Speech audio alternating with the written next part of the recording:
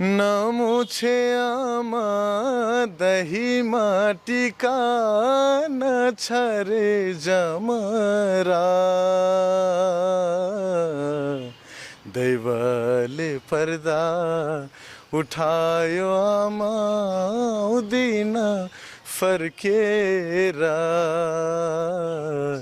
दैवले पर्दा उठायो आमा आउँदिन फर्केर।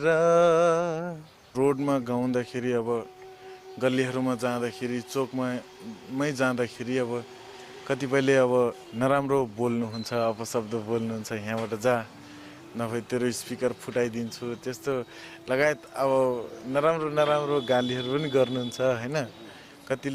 कतिपयले अब माथिबाट पानी पनि हालिदिनुहुन्छ, त्यस्तो गर्नुहुन्छ, कुकुर फुकाइदिनुहुन्छ। त्यस्तो गर्दाखेरि एकदमै नराम्रो महसुस हुन्छ। एकदमै गाह्रो भयो। अब कोठा भाडा तिर्न पनि गाह्रो पर्यो।